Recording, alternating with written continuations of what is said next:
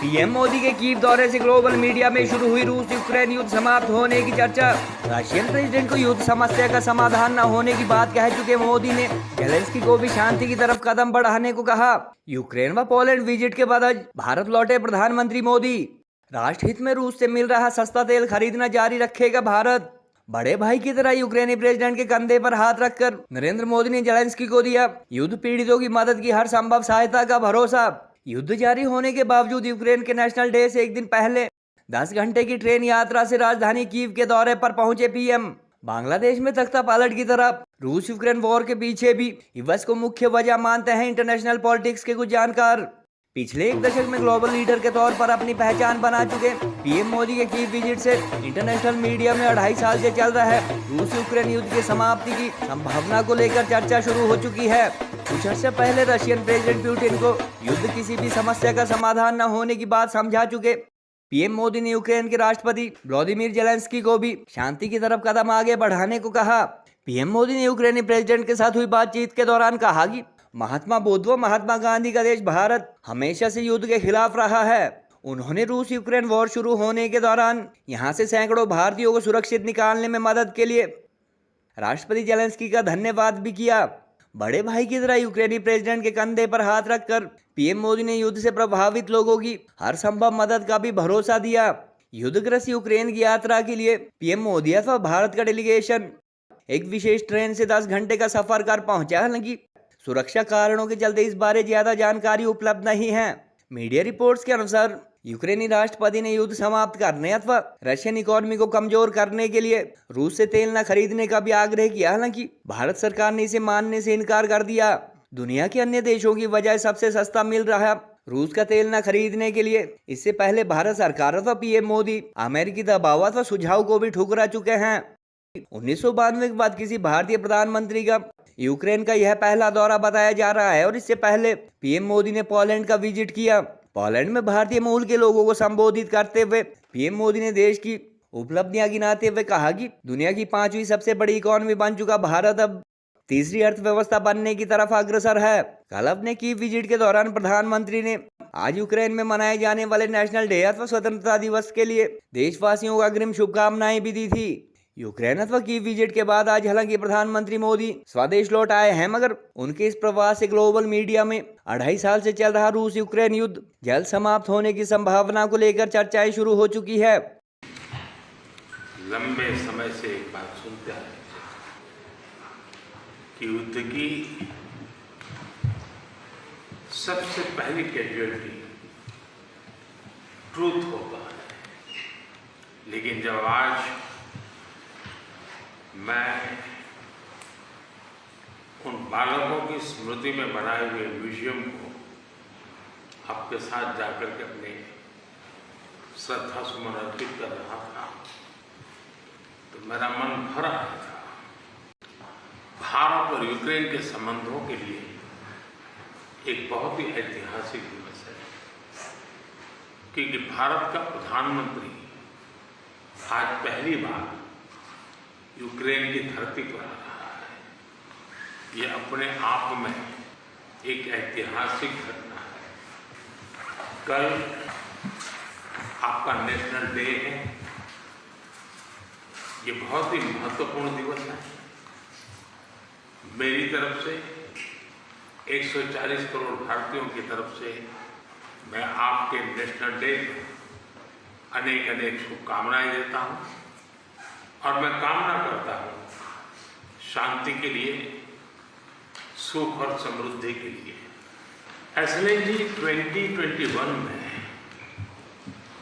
Glasgow में मिले थे और पहली ही मुलाकात में एक गहरी मित्रता का अनुभव कर रहे थे और तब आपने मुझे यूक्रेन आने के लिए बहुत ही आग्रह से निमंत्रण दिया था।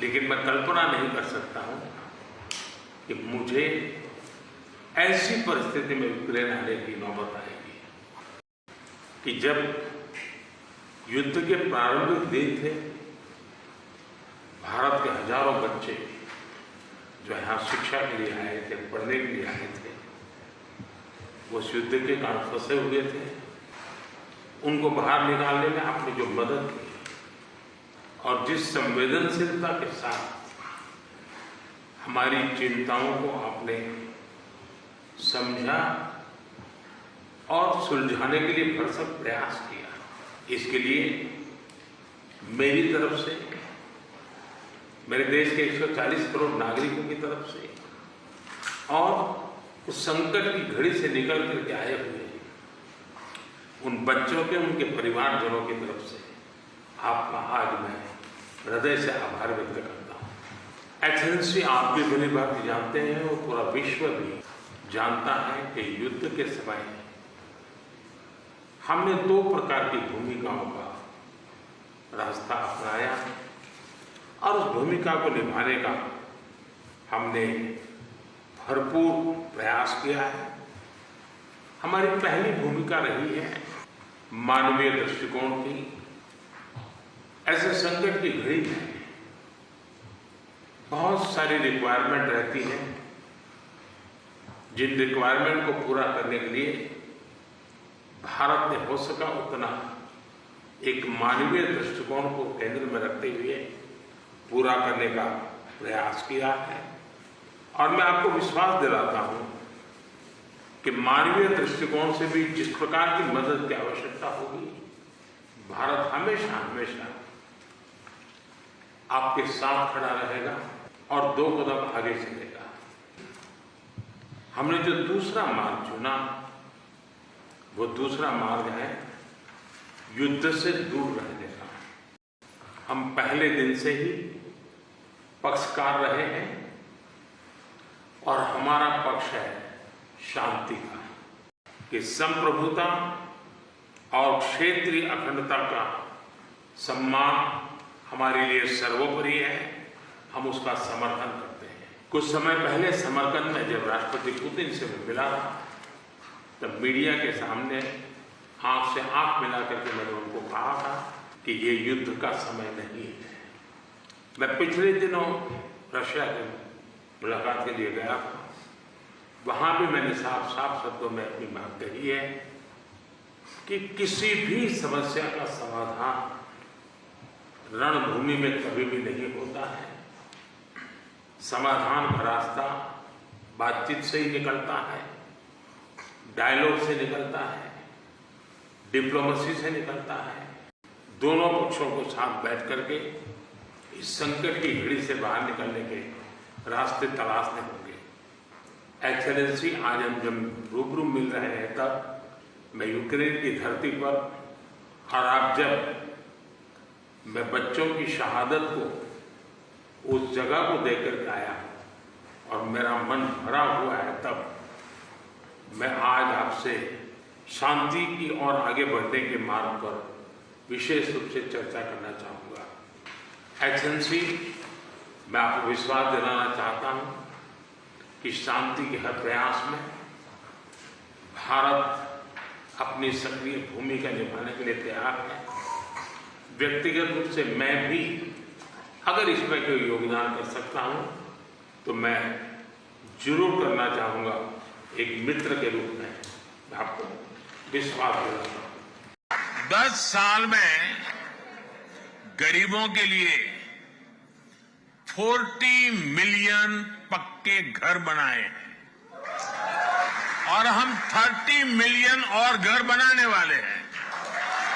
और अगर पोलैंड में आज 14 मिलियन हाउस होल्ड है तो हमने सिर्फ 1 दशक में करीब 3 नए पोलैंड बसाए हैं।